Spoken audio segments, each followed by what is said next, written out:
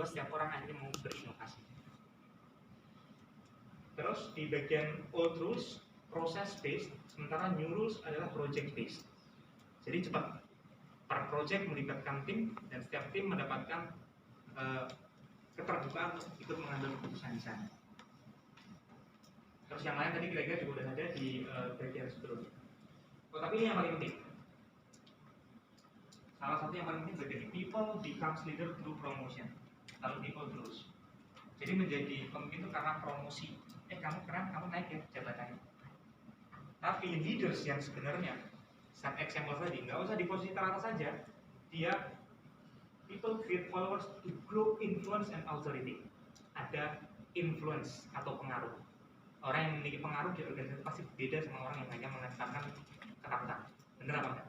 Benar. Orang yang akan dipimpin akan merasa jauh lebih terfasilitasi ketika bagian atas itu mengempower yang bagian bawah, memberdayakan bagian bawahnya. Nah ini realita zaman sekarang dan ini akan dipakai. Teman-teman harus ingat, ini Indonesia sudah memasuki babak baru yang bahkan top of the organization di Indonesia itu adalah anak muda. Jadi teman-teman akan memasuki babak baru seperti ini juga. Artinya di masa yang akan datang anak muda itu akan berperan besar. Ini yang saya lihat dan saya dengar di Indonesia di pilkada tahun 2024 ini aja akan ada banyak calon kepala daerah yang masih milenial. Which is aturan ini pasti akan berlaku. Kalau misalnya teman-teman baik dan dapat kesempatan kamu jadi staf ahlinya menteri ini ya, teman-teman harus menerapkan yang ini. Jangan menerapkan ketakutan, jangan menerapkan otoriti yang berlebihan dan lain-lain. Tapi menerapkan kebebasan dan pemberdayaan supaya orang memiliki pengaruh yang besar di organisasi. Ini saya skip, tadi udah sedikit dibahas. Ini when employees views of the culture align, engagement and customer relation benefit. Nah ini, ketika kita assessing efektivitas dari budaya perusahaan, maka yang harus ada dari kita adalah di pemimpin ya, itu faktor region dan industri. Industri tambang akan berbeda dibandingin industri kayak aku di consumer goods. Kalau di tambang atau konstruksi, yang dipimpin siapa? Kalau di konstruksi, orang-orang secara labor specification atau spesifikasi tenaga kerja, mungkin orang-orang yang sekolahnya nggak setinggi orang-orang yang di consumer goods. Tukang gitu, kalau yang di konstruksi kan tukang gitu, pasti berbeda. Itu dibutuhkan kadang-kadang harus ngomong who is the boss. Karena kalau nggak digituin, empowermentnya beda, nggak paham. Tapi kalau di consumer goods, di finance capital, di bank, itu kalau kita mengempower mereka akan sangat paham. Oh, cara mungkin seperti itu. Results itu harus diukur dengan cara seperti apa. Nah ini karakternya berbeda setiap industri. Region juga berbeda, tadi saya ceritakan. Yang kerja di Jakarta bikin kantor di Jakarta sama kerja di Labuan Bajo, kalau ngomong industrinya pariwisata mungkin Labuan Bajo lebih cocok. Tapi kalau bikin consumer goods di Labuan Bajo, cari labornya susah. Karena skala dari tingkat pendidikannya juga berbeda. Terus ini di internal pertimbangan internal ada alignment with strategy, leadership dan desain dari organisasinya. Termasuk struktur yang tadi semua saya ceritakan. Nah ini saya ingin bercerita tentang AVO core values, ingin menyambungkan dengan yang tadi saya ceritakan. AVO itu kan beauty industry. Value-nya apa sih yang dipercaya? Jadi yang pertama, setiap tim yang bekerja di AVO itu kami memiliki passion. Bekerja itu kalau hanya semuanya ya, ini kalau teman-teman juga hanya bekerja, kalau bekerja hanya berangkat jam 9 pagi pulang jam 5 sore, itu berarti hanya menyelesaikan jam kerja. Menyelesaikan jam kerja dengan menyelesaikan tanggung jawab pekerjaan itu berbeda. Tanggung jawab pekerjaan itu jam 9 sampai jam 5 itu tanggung jawab yang di-assign jam itu selesai apa enggak? Kalau selesai berarti tanggung jawab based, responsibility based. Tapi kalau jam 9 sampai jam 5 yang penting jamnya selesai udah pulang aja. Nah itu berarti jamnya yang dilihat. Maka diperlukan passion dari setiap orang untuk bertanggung jawab terhadap pekerjaan. Yang kedua adalah dream, mimpi.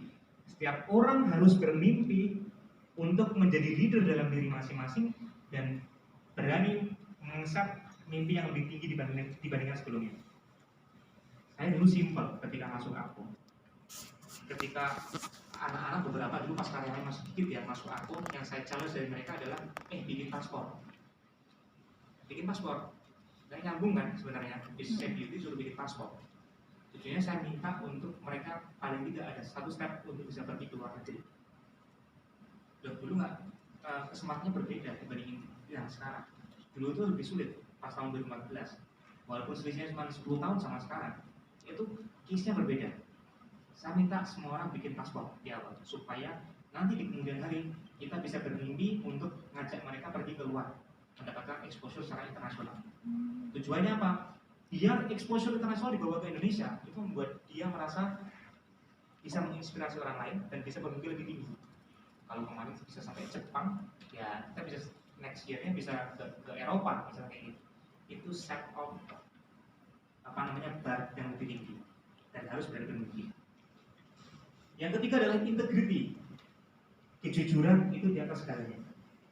Kalau pintar tapi cuma minterin orang lain, nah itu akan menjadi beban perusahaan.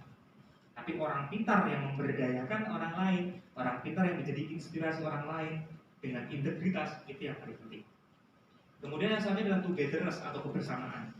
Kalau kita bermain di organisasi bermain secara individu, maka orang lain yang bermain di individu tadi tidak akan pernah bisa bermain secara kolektif, mengedepankan individualisme. Biasanya kalau yang sering saya dengar akan sikut-sikutan.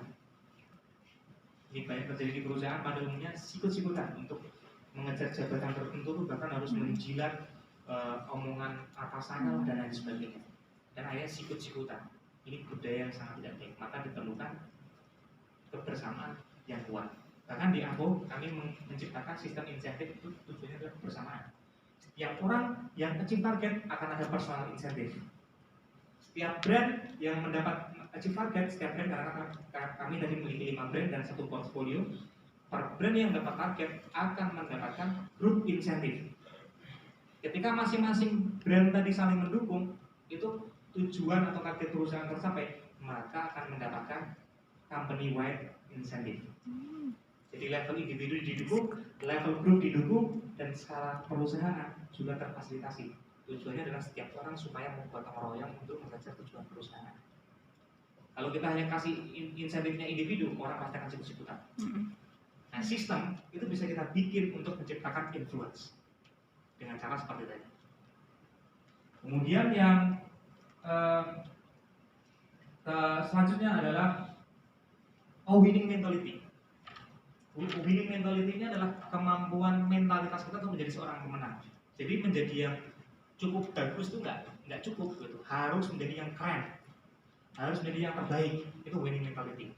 Kalau kita nggak achieve target, itu ada perasaan marah, ada perasaan kecewa, ada perasaan kesel gitu. Tujuannya apa? Kita bisa belajar, improve terus. Ini yang saya tekankan ke teman-teman kemarin pada saat setelah libur lebaran. Ini juga saya share ke teman-teman. Level of curiosity itu penting untuk teman-teman bawa.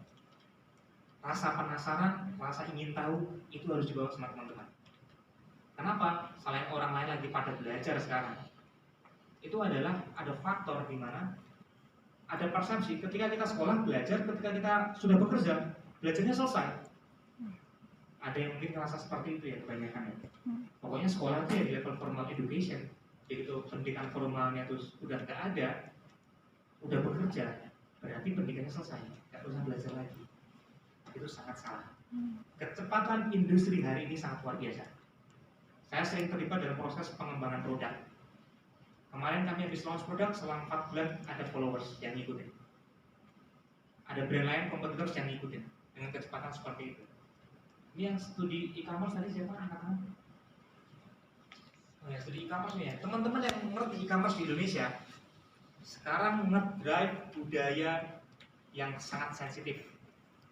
Contohnya apa? Kalau di Shopee dikasih diskon, di TikTok nggak dikasih diskon, dia belinya Shopee. Tapi bulan depan, kalau di Shopee-nya nggak ada diskon, TikTok kasih diskon, dia beli di TikTok. Budaya konsumerismenya itu didorong oleh sensitivitas saja. Beda sama di Amerika. Dulu Amazon burning money untuk menciptakan adiksi seperti itu tujuannya adalah biar orang ketergantungan belanja di Amazon. Tapi Indonesia beda, level of GDP per kapitanya jauh dibandingkan Amerika. Dan ketika mereka membelanjakan duit yang ada di Indonesia untuk beli di Shopee dengan adanya free ongkir, itu mungkin akan lebih menguntungkan. Tapi begitu free ongkirnya nggak ada, dia akan pindah cari yang free ongkir yang lain. Nah, itu karakter Indonesia. Dan ini mungkin akan menjadi challenge ketika teman-teman belajar e-commerce, karakter pasar itu mungkin akan berbeda banget. Ketika di Cina gimana, di Indonesia gimana. Kemudian ada sense of belonging, rasa memiliki. Saya ingin setiap tim kami itu memiliki rasa memiliki yang tinggi. Kenapa? Biar mereka itu ada keinginan untuk mengambil perusahaan yang strategis juga. Jadi didorong lewat organisasi yang lebih networking tadi, tidak top down, tapi networking. Influence-nya top down, tapi pengambilan keputusan network berdasarkan akuntabilitas dan transparansi. Kemudian striving to excellence. Ini maksudnya apa sih? Ya kita nggak boleh bekerja itu seadanya, yang penting selesai itu nggak cukup. Tapi selesai dan sesuai dengan ekspektasi itu sangat penting. Jadi striving to excellence. Yang paling penting adalah we are the brand. Saya 2019 itu belajar executive education di Cambridge. Saya ambil strategic marketing. Salah satu topik yang ada di Cambridge 2.0 tentang marketing adalah bagaimana setiap brand itu harus melibatkan setiap orang yang ada di dalam organisasinya mewakili dari brand tersebut. Contohnya gini, ini sudah terjadi di awal bahkan dari sebelum tahun 2019. Di Alpo itu kalau saya ceritakan dengan hal yang sederhana, itu ada supir, ada driver.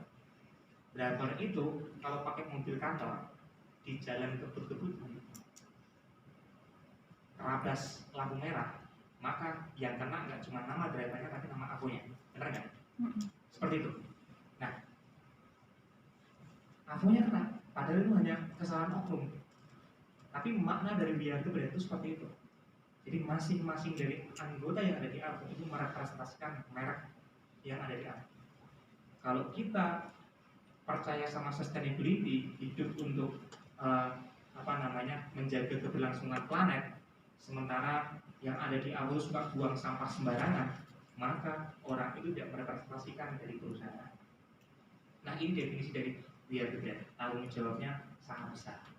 Jadi organisasi semua itu harus terlibat.